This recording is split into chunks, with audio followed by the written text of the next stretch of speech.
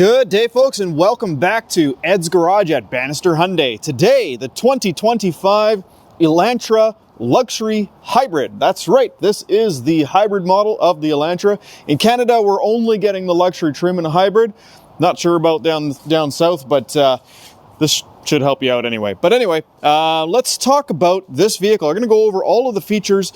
And it is a bit of a miserable day. It's been a miserable month, honestly. It's been raining a lot here, and I haven't really had an opportunity to do a video in some dry weather, so I figured, what the heck, it's time to get a video out. So here we are, the 25 Elantra Luxury Hybrid. Now, we are going to start at the front. We're going to work our way to the back, go over the interior and everything as well.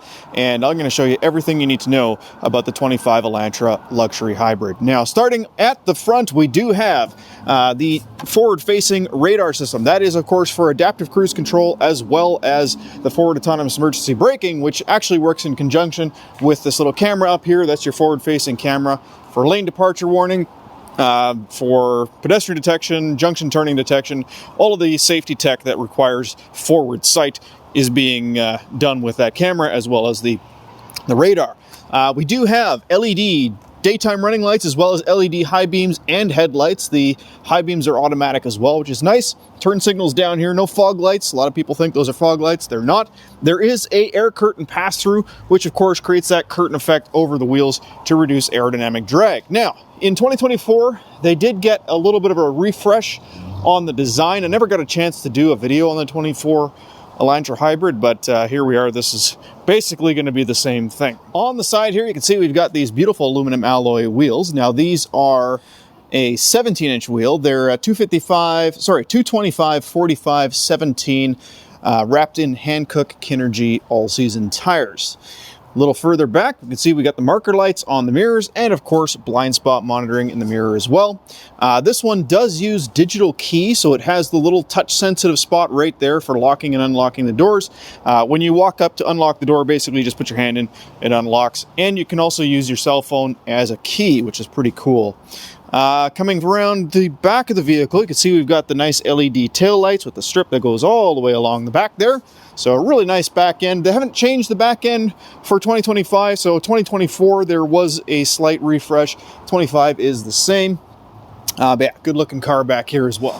Having a quick look at the god-awful ugly key fob, it does look like the H, which is kind of cool. It does have remote start right there, and then of course there is a trunk button, but this of course is proximity, which means this vehicle also has smart trunk. Check this out, not hitting any buttons. Boom, trunk opens up. So as long as you have the key with you, you can walk up to the back of the vehicle and pop the trunk just like that. As far as the trunk is concerned, let's have a quick look here. Sorry, it's a little bit dark in the trunk, obviously.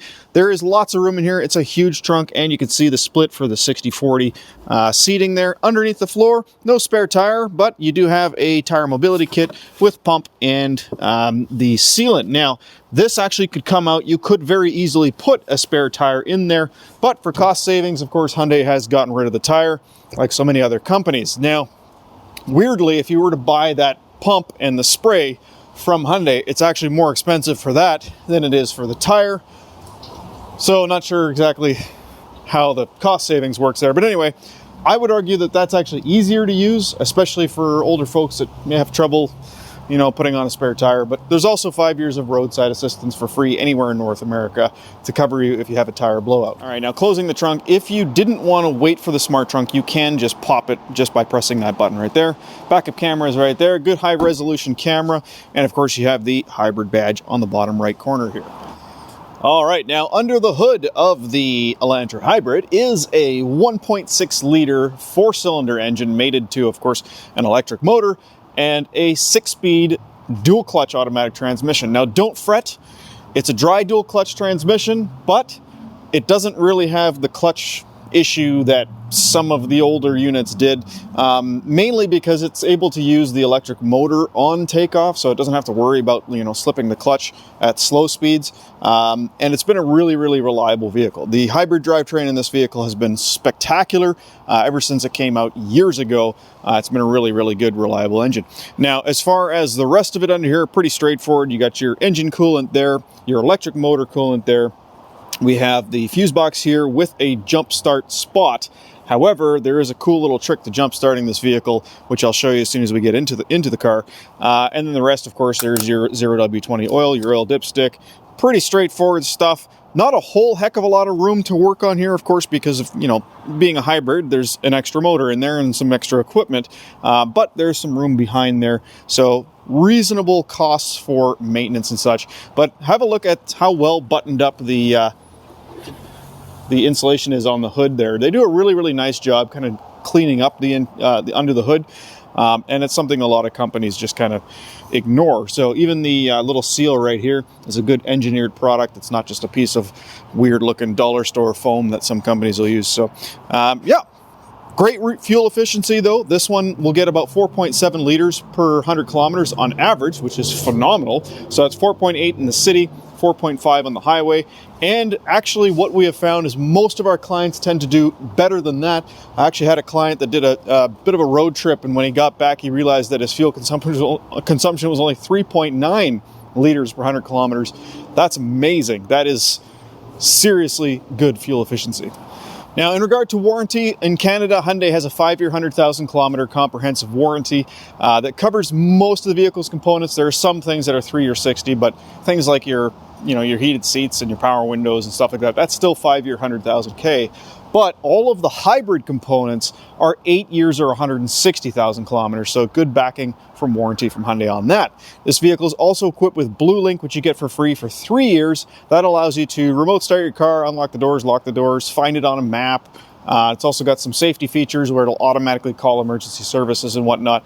All that stuff, that remote stuff, I mean, from your phone you can do that. You can actually remote start the car like with your heated steering wheel and heated seats on, and have it run for a specific amount of time, etc. So some pretty cool technology there. Anyway, let's hop in the back seat first, and then we'll check out the front seat after. All right, now I'm 6'2". I've got the driver's seat exactly where I would keep it, and it is a very comfortable position where it is right now. And as a matter of fact, you'll notice that I still got tons of room in front of my legs back here. So this has a mid-size class interior.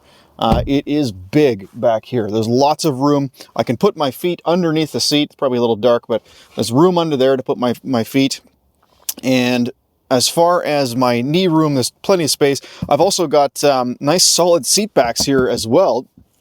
So both of the seat backs are nice heavy-duty plastic. And that, of course, is going to reduce, if kids are kicking the back of the seat or whatnot. Center cup holder armrest, nice and cushy, 2 cup holders in there. The only thing I wish was a little bit better back here was the armrests on the doors. They are solid plastic, unfortunately, whereas this is soft touch, but I mean, that's not a part of the vehicle that anyone's really touching very often, so that's a little frustrating. Decent amount of headspace. You'll notice the roof line is actually kind of going up right here, so there's needing to be space here for the sunroof. You do have a grab handle in 3 corners and nice leather interior as well. See this, it's a leatherette product, perforated leather. Seats look pretty cool. They actually look really nice in the front. Now also you can see we've got 2 USB-C ports, and these are backlit ports. So when the vehicle's on, those will light up so that at night they're easy to see. Other than that, not really much else to talk about back here. So we're going to jump in the front seat. All right, so first, driver's side. Check it out. Look at these seats. They're really cool, actually. I really like the design of these seats. Unfortunately, the passenger seat is pretty basic, just a manual seat, forward and backwards, and then the backrest goes in and out, of course. The driver's seat is a little bit of a different story. We'll go there and have a look in a moment. But other than that, in here, you can see we've got a little storage pocket right here, and of course, access to the cup holders. This little bar here, it's just a place that the passenger could put their hand if they wanted to, but it's more so designed to kind of just segment the driver and kind of make everything very driver-centric on these vehicles. All right, having a look at the driver's side. So driver's seat, basically identical to the passenger seat with one exception. It does have height adjustment. So at least it's got that, so that's good. As far as the doors, you'll notice we have, of course, your typical window and mirror controls. Nothing too special there. Tweeters up there. It is, however, a Bose audio system, so that's nice. So 8-speaker audio with subwoofer in the back. As far as the amenities on the dashboard, one thing that I wanted to really point out, the keen observer may have noticed under the hood that there was no 12-volt battery. Well, that's because this vehicle can actually jumpstart itself using that button there. And the 12-volt system is just part of the hybrid system. So it uses the main hybrid battery to power all the accessories as well, which is kind of cool. So if it dies, you just hit that button and boom, you jumpstart yourself. So no need to ever jumpstart this car. The chances of the main hybrid battery being completely dead are very, very, very, very, very slim. You can jump other vehicles if you need to, but it's not recommended. But that's what that little positive terminal was for under the hood, if you need to jumpstart another vehicle, but we don't recommend it. All right, let's have a look at some of the controls on the dash. So starting with the left and moving to the right. So we have the dimmer switch right here. This one we already talked about. This is your traction and stability control. Right above here, this little circle, it actually does nothing. This is just design. What you could potentially use this for is a suction cup phone mount. That's what some people use that for. On the steering wheel stock, of course, we have on the left side, we got your turn signal stock. It is a one-touch turn signal capable stock. It'll flash by itself a few times. You can change that to 3, 5, or 7 flashes. As I mentioned, it does have automatic headlights and automatic high beams. Now, if you put the headlights on full, it will shut them all off when you turn the car off as well. So you don't necessarily have to run it on auto. You can just put it on headlights on all the time, and that way you have taillights on during the day as well, which of course is the safer way to go. Windshield stock over here. So if, of course, this is your windshield wiper stock. When you turn them on, you'll notice it does tell you what setting it's on right there, which is convenient. And of course, if you want to clean the windshield, you pull that stock towards you. As for the steering wheel, pretty straightforward. Everything on the left side here controls the infotainment screen. There's nothing here that does anything to do with the instrument cluster.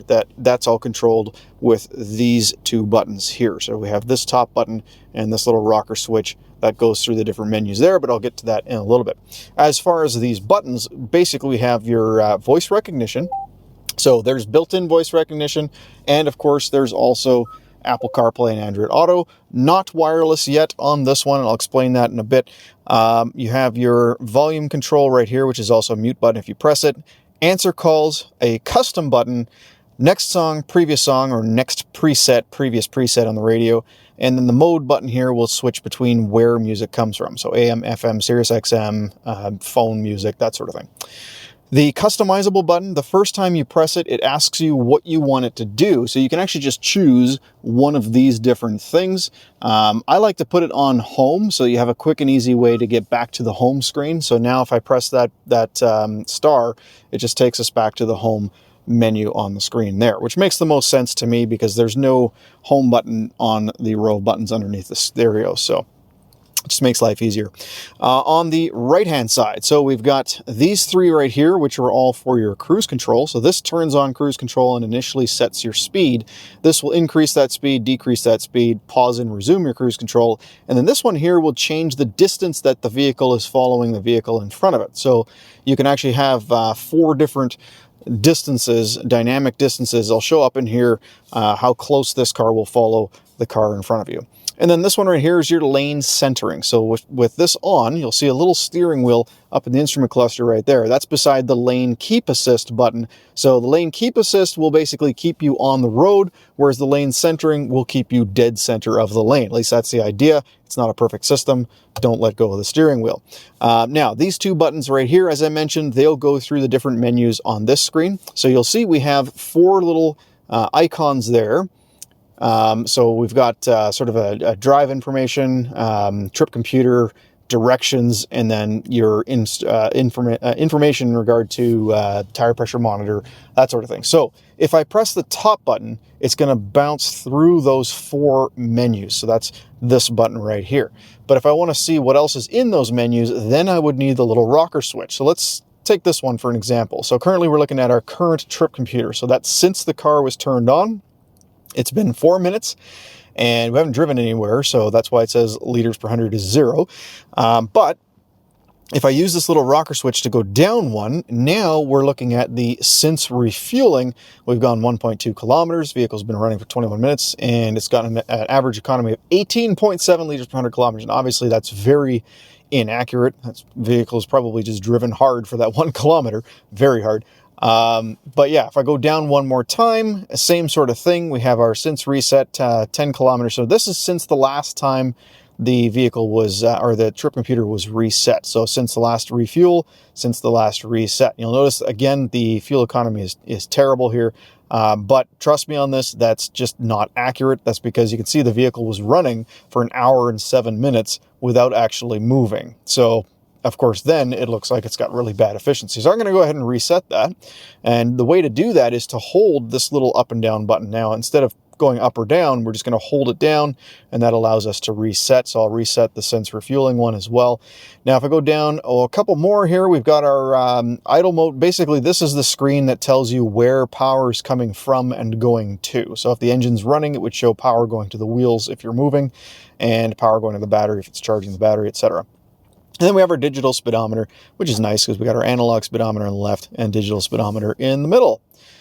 And that's pretty much everything in this particular menu. So if I tap the button on top again, that'll bump us over to the compass. Now, if we were navigating with the built-in navigation system, so I'm just going to set a random destination here.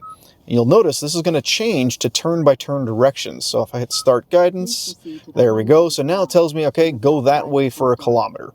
So basically, it's now switched to that system. Now, if I drop it down once, it'll tell us the distance to our destination and the time that we're going to get there. And if I hit that top button again, so this one right here, bounce over to the last screen. We have our tire pressure monitor, which will start to show tire pressures as we're driving. Or if I go down one, it shows us our engine temperature. Hitting that top button again takes us back to this screen, which is just kind of a general information screen about what's going on around the vehicle. Other stuff on the instrument cluster, on the bottom left, you can see our range till empty. So currently it's showing 847 kilometers. That's on a full tank of fuel. And yeah, it'll probably get that actually with the incredibly low consumption rate of these vehicles. They'll actually go really, really far. And that's on a 45-liter tank. So exceptional fuel efficiency. Of course, we have our analog speedometer, our fuel capacity level right here, showing us that our fuel door is on the left side where it should be. We have the current gear that the vehicle's in. Right underneath that, we have the speed limit. Wow, can't speak today. That's the speed limit. So the camera on the car can actually detect speed limit signs, which is pretty cool. So it's able to use navigational information as well as the forward-facing camera to figure out speed information. That's just our current trip. The lane assistance, lane keep assistance, and lane centering icons there. So when they turn green, that's how you know they're working. On the right-hand side here is just our power dial. So if the vehicle is, if you're driving, this will start to go up. If you give it a lot of gas, it'll go up into the power section here. But if you're slowing down, it'll show that it's charging. So that's your regenerative braking when you see that happening. Underneath that is the battery level. So currently we're just under halfway. Now this is not something that you have any control over, but you'll see that change as you drive based on what the car is doing. Now the car is very good at keeping the battery in a very safe space. So it has lots and lots and lots of life, many hundreds of thousands of kilometers of life. So you don't have to worry about the batteries, and these will outlast the car. Currently we're in eco mode, so if I press the drive mode button, boom, we just switch to sport mode, which will unlock all 139 horsepower and 195 foot-pounds of torque, and it'll keep the engine running. And you'll notice this also just changed to a tachometer. And if I press sport mode, or drive mode again, it puts it into smart now. Smart is like a combination of eco and sport, depending on how you're driving. And then pressing it again puts us back into eco mode. That button, by the way, is right there. Okay, having a look at the center console. So a reasonable amount of storage in there. It's a smaller box, but you know, it's a smaller car, so it works. We got 2 cup holders. It does have the little springy things to hold smaller cups, so they're handy. They work well. We have the auto hold button, which of course will stop the vehicle from moving when you take your foot off the brake, regardless of whether or not you're on a hill. We have the power e-brake, which is automatic. So if the e-brake is on and you put the vehicle into drive or reverse, it'll turn the e-brake off. This is your camera button. So without actually putting the vehicle into reverse, you can see I can turn the backup camera on. Now it is quite humid out, which is why you're seeing a little bit of steam come out of the tailpipe there. No worries. But yeah, check it out. Very, very clear image camera. And if I move the steering wheel, I've got those nice dynamic steering lines. Look at the refresh rate on that. Actually, it's really, really smooth. No jitteriness. It's just a really, really well done backup camera system. And if I want to, I can look down over the bumper as well. So now we're looking, you can see the edge of the bumper right there. or we can have the sort of widescreen look. Now, the gear icon here allows me to change some of the settings. I can turn off the extend rear view monitor, which I always do. I hate that system. When you have the vehicle in reverse and then you put it into drive, it keeps the backup camera on for a little bit. And then display settings, you can change the brightness, contrast, that sort of thing. All right, now in front of the gear shift, I really like this gear shift too, by the way. Nice leather-wrapped gear shift and a leather-wrapped steering wheel as well, and it is fully heated with the button right there, the whole thing all the way around. In front of the gear shift, though, you can see we have a wireless charging pad, and you'll notice it's actually raised a little bit, and that's so that if you have a camera bump on your phone, it'll actually go beyond that, so the phone will sit flat on the wireless charger. A little bit of a storage area right here as well, and then this little light will turn on when your phone is charging. This, by the way, is also rubberized, so your phone's not going to slide around like crazy. Above that, we can see we have a 12-volt power outlet, a USB-C port for charging, and a USB-A port for connecting directly to the screen. Now, I was mentioning earlier that it is just wired CarPlay and wired Android Auto. That's because this is still the older infotainment system. It's not the new CCNC system, unfortunately. So if you did get this car, don't fret. You can make it wireless CarPlay or wireless Android Auto. Check the description below this video. I've got some links to some products by a company called Link-iFun that allow you to actually make a non-wireless system wireless using a little tiny device that just plugs into the USB port. It's pretty awesome. There's also some pretty cool tech in there for allowing you to watch Netflix, YouTube, Prime Video, whatever you want on your car's screen, which is awesome if you're waiting for like a ferry or a train or something. But yeah, check out the description below for that. Again, it's Link-iFun, and don't forget to use Ed's Garage for a discount code. All right, right above that, we have the dual zone automatic climate control. Let me just adjust so I don't get so much glare here. So you'll notice it's 3 levels of automatic, which is nice. It's kind of a luxury touch there. We have the left knob for the left driver and the right knob for the passenger. And we have heated seats as well, 3 levels on both sides, which is good. Recirculates right here. And check this out, if I pull the washer fluid, it will turn on the recirculate for you so you don't have to smell the washer fluid. Above that is the row of buttons for the stereo. So we're going to talk about the stereo in just a moment, though. Before I do that, let's look up at the rest of the stuff here. We just have a manual rear view mirror, nothing special there. The buttons on the headliner here, this is your SOS button to call for emergency assistance, and this one is to call for roadside assistance. So this one is like calling 911. You don't want to hit that by accident. We have the sunroof control there. Now, the sunroof does open backwards like that, and if you press the button a second time, it opens up a little bit wider. It is automatic, so if you press it, it'll go automatically, unless you only press it halfway. Then it'll just be manual. Right behind that, you have the controls for the interior lighting. So this is lights on all the time, lights on when the doors open, or lights off all the time. These lights are also individual map lights as well. As far as the visors go, both of the visors can slide, both have mirrors, and both have lights. Okay, let's finally talk about the stereo. First, we're going to talk about these buttons along the bottom row here. Pretty straightforward. Obviously, this is your engine start stop, has nothing to do with the stereo. The map button will take you to the map screen, which we'll talk about in a moment. The nav button takes you to where you can actually put in addresses, search for addresses, search for points of interest, edit your route, look at traffic information, etc., etc. Radio takes you to the radio screen. I'm just going to turn down before it starts to play music. Media takes you to the place where you can actually choose the source of media, the source of radio. So AM, FM, Sirius XM, Apple CarPlay, Android Auto, Bluetooth, USB, Sounds of Nature, which is exactly what it sounds like. This is your volume knob here. It's also a power button. So you can turn the radio on and off with this button, or you can also turn the whole screen off if you hold the button. There we go, so screen's off. And as a matter of fact, you can even set it up so instead of turning the screen off, it just puts a clock in the middle, which I'll get to in a bit. We have the seek and track, which is obvious. The star here is also customizable, so if I press that the first time, it brings up what we want that button to do. I'm going to go ahead and put that on phone projections. That would be Apple CarPlay, Android Auto, but these are some of the other things that you can make that button do. So when you press it, it just goes to whatever thing you select there. And then, of course, the setup button takes you to the setup screen where you can kind of customize the vehicle how you want it. All right, but let's start with the home screens. Now, there are 3 little lines at the bottom here. That's just to indicate which of the 3 home screens you're on. So there's this one here, sort of the de facto default one, shows your time on the left, including the radio that's playing, the music that's playing, sort of an overview of the map, and then you'll also get weather up here when Blue Link is enabled, so that's pretty cool. By the way, if you want to quickly change the time settings, you can actually tap the time right from here, and it takes you to where you can set your time. But there is an automatic setting for the time. This is really where you would have to change your daylight savings time tick, whether or not it's on or off. You can also get to that time setting by pressing the time up at the top of the screen there.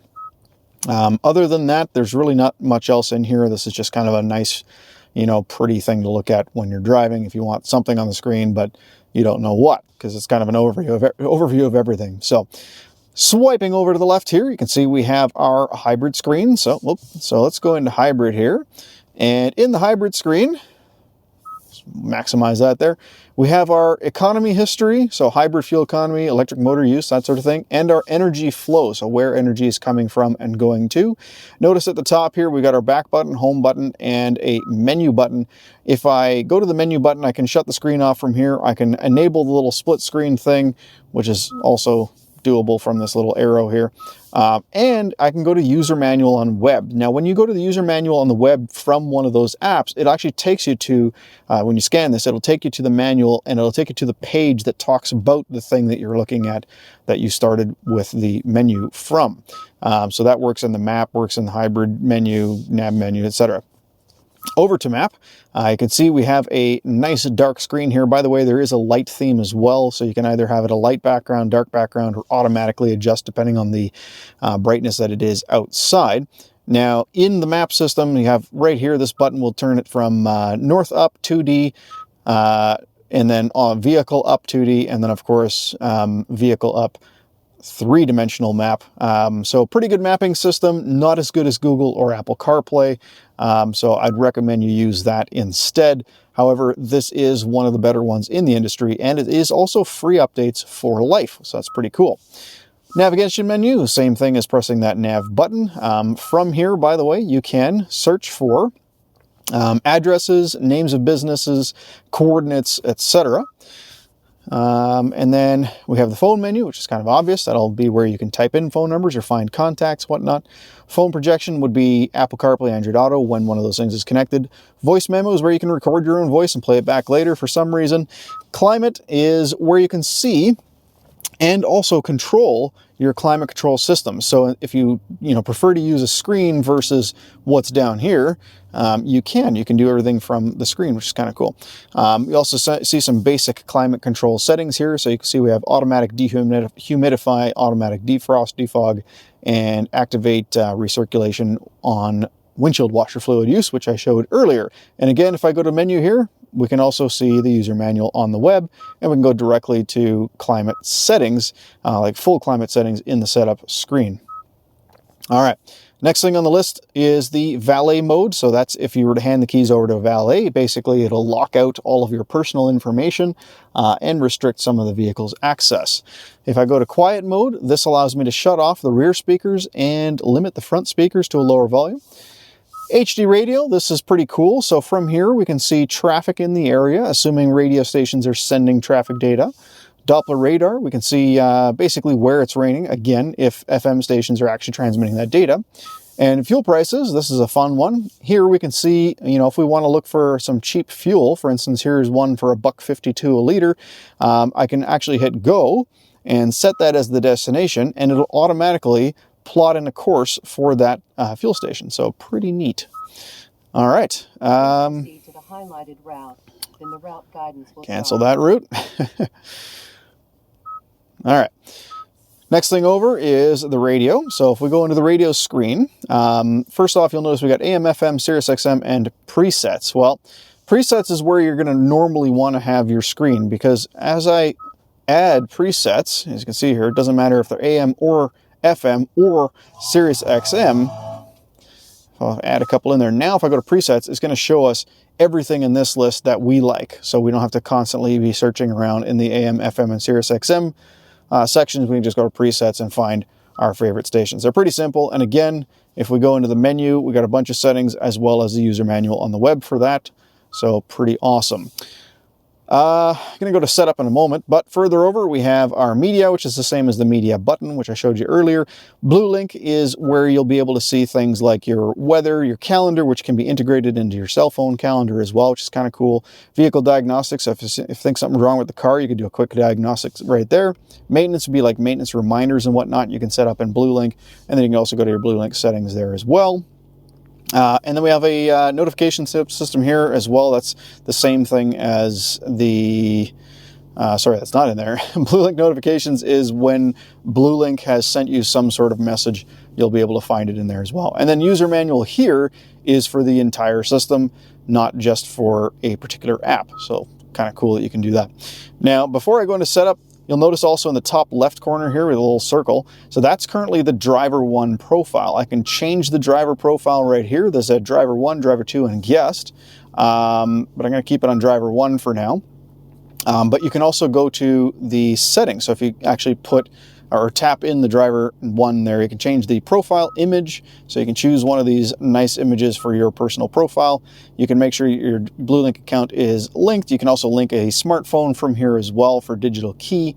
And you can rename the driver profile to whatever your name is. So that's all kind of cool. So if there's 2 drivers, their driver profile is going to remember a bunch of things. It's going to remember presets on the radio, dashboard lighting, illumination level. It's going to remember the ambient lighting color. So you notice we have that blue strip right along the bottom here. That's actually changeable. It's going to remember drive settings like drive customizations, adaptive cruise control customizations, etc. It's going to remember all of that stuff via the driver profile. Now, in setup, you can see we have setup for the vehicle. So I'm not going to go through all of this because this video is going to be way too long otherwise, but this is all of the customization for the driver assistance settings. So for instance, I'll go into one of them here. So let's go to driver attention warning. We have leading vehicle departure alert. We can turn this on and off. So basically what this does is if the car in front of you drives away, it's going to give you a little reminder to say, hey, it's safe to go if you haven't already started going. And there's other things in there as well, all related to driver safety. Under Eco Vehicle, we can enable Coasting Guide, which I don't imagine anybody ever uses that, to be honest. Under Cluster, this one I will go through because this is kind of cool. So we have our illumination, which is obvious. It's your dimmer switch. But Cluster Theme Selection, if you prefer to drive in... Let's say you prefer to drive in eco mode all the time, but you want to have this cluster look like the sporty, cool sport mode cluster. What we can do is we can go classic B, and then there we go. Now it's all blue, then classic A, classic C. So we can kind of choose what's always on this screen if we don't want it to change with this drive mode button. Or we also have the option to put it into cube mode, which is hilarious. So this is the cube mode, and check this out. If I put it into sport mode, it does a little flame up, which is pretty awesome. That is super cool. Now, I wish it kind of stayed like that, or flames would come up as you're like accelerating or something, but it doesn't do any of that, unfortunately. But anyway, I'm going to put that on link to drive mode so that it's a quick visual indicator of what drive mode you're in when you see that on the screen. Here's where we can enable whether or not we want the vehicle to automatically reset the since refueling trip computer.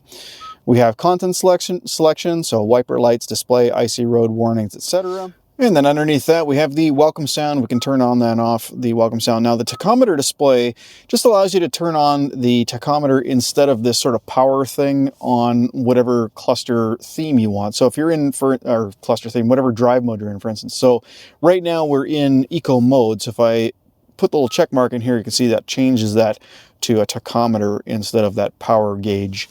So that's what that is, pretty simple. And underneath that, so there's our climate settings. Our lights, now this is pretty cool, check this out. We have our ambient light settings.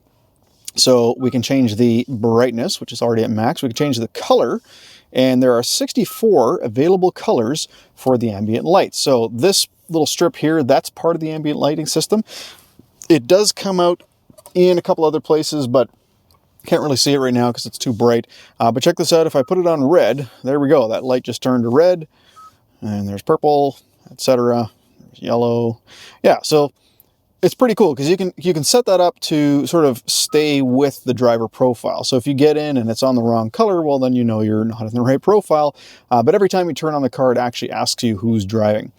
You can dim that in the dark. I don't recommend that because it's not very bright to begin with. And you can also link it to the drive mode, which is kind of cool, I guess. So in sport mode, all of the ambient lighting will be red, for instance. So yeah, that's the ambient light settings. There's our one-touch turn signal. We'll put that on 5 flashes right away. Welcome light just enables the light in the door handle as you approach the vehicle, and a bunch of other settings in there as well. This is also where you can set up your digital key. And then under convenience, check this out. We got a rear occupant alert, wireless charging system on and off, vehicle auto shut off, so you can actually have it set to shut itself off if the car is not being used after a particular period of time. Also in the settings, we have our navigation settings, sound, of course, where you can change the startup volume limit so you don't freak the next person out who drives the car if you had the music cranked. Dynamic speed compensation is just how loud the music gets or it'll increase the volume, as you increase speed. Our position, our tone, guidance volumes, that's for the nav system. Radio noise reduction, so if you have an FM station that's not very clear, you can have it reduce noise, that sort of thing. This is also where you can hook up your phone, change settings for your user profile, change settings for voice recognition. Basically, just one setting in there just to make it more or less complicated. Your screen layout. So this is also, of course, where you can change the cluster theme, which we talked about earlier. But check this out. So screensaver. It's not actually a screensaver, it's not saving your screen, but if I put this on digital clock and then hold this button down, remember earlier it actually just went to a black screen, now it's putting the clock on the screen. But I prefer an analog clock, so I'm going to put it on an analog clock. And now when I shut it off, there we go, there's an analog clock. So that's what that is. And of course, we'll show the buyer of the vehicle how to do all this as well. But essentially, yeah, we like to set it up a certain way initially.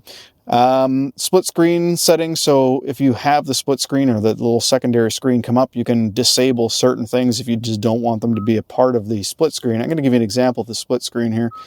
So here's our split screen setup. Right now we have the radio up. I can swipe up. There's a mini map.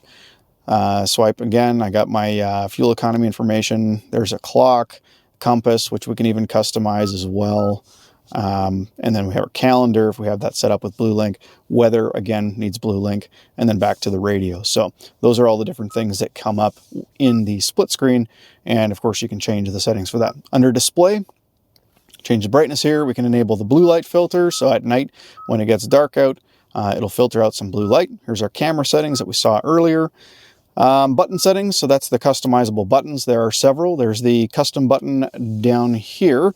Then there's the one on the steering wheel, which I showed you. There's the mode button, which you can customize. So that's just where music comes from. So you can just select the actual locations of music that you listen to and kind of leave everything else out if you want. And then our AV buttons, you can change have the plus and minus, or the up and down buttons, or the track seek buttons change the preset in the radio station, or the change station frequency. So that's also these ones right here. So that's essentially what all that is.